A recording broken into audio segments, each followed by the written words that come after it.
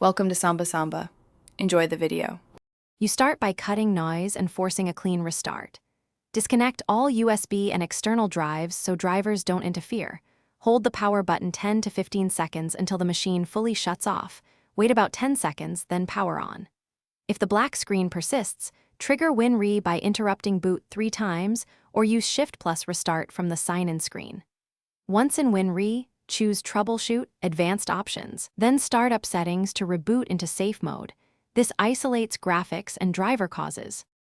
Once in Safe Mode, you diagnose graphics and display configuration because most black screens come from GPU or driver issues. Open Device Manager and inspect display adapters. If you see warnings, roll back the driver or uninstall the display driver. For stubborn problems, run the Display Driver Uninstaller in Safe Mode to remove remnants. Then install the latest stable driver from the manufacturer. Also verify physical video outputs. Switch HDMI or DisplayPort, or connect an external monitor to confirm whether the internal panel is the issue. Finish by repairing system files and cleaning startup settings because corrupted system components can produce a black screen.